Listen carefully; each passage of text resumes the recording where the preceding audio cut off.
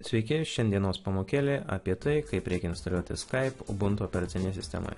Skype instaliacija atliekama 2 žingsniais, 3, jeigu kas nors neveikia. Taigi įvedame šią komandą, jeigu naudojate 64 bit operacinę sistemą. Dažniausiai nereikia, ši funkcija yra jau aktyvuota. Ir tada mums reikia aktyvuoti kanoninę failų taupyklą, iš kurios mes siūsimės Skype'ą, ir ją atnaujinti bei instaliuoti Skype.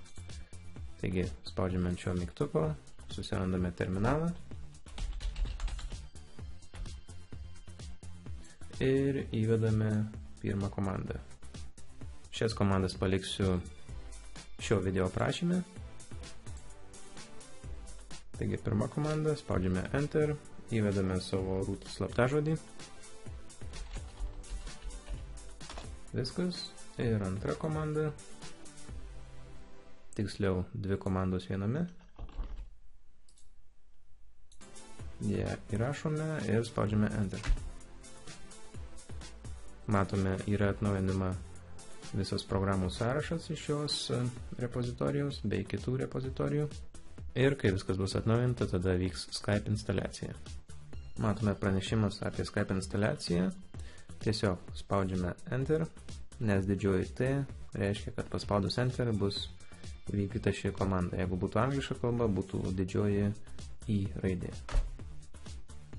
Taigi vyksta Skype instaliacija dabar.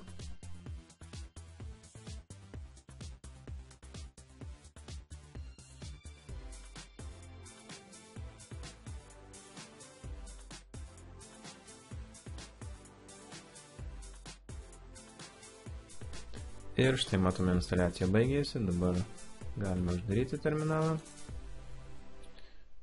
Spaudžiame ir galime ieškoti Skype dabar. Štai matome Skype'as, spaudžiame ją.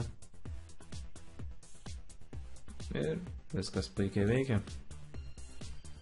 Belieka prisijungti ir naudotis juo. Šiai pamokėlė štai tiek. Jeigu turite klausimų, palikite juos komentaruose. Iki.